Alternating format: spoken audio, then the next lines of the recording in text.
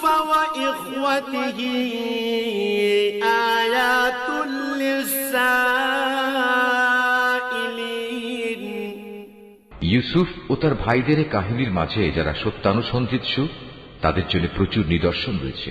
إذ قالوا ليوسف وأخوه أحب إلى أبينا منا ونحن عصبة إن أبانا لفي ضلال مبين এই কাহিনীটি শুরু হয়েছিল ইউসুফের ভাইদের দিয়ে, যখন তারা একজন আরেকজনকে বলল, আমাদের পিতার কাছে দেখা যাচ্ছে ইউসুফ ও তার ভাই আমাদের চাইতে বেশি প্রিয়, যদিও আমরাই হচ্ছে একটি ভারী দল।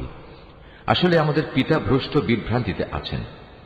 اقتلوا يوسف أو اطرحوه أرضا يخل لكم وجه أبيكم وتكونوا من بعده قوما صالحين তাই শয়তান তাদের পরামর্শ দিল, ইউসুফকে মেরে ফেলো অথবা তাকে কোনো এক অজানা জায়গায় নির্বাসনে দিয়ে এসো।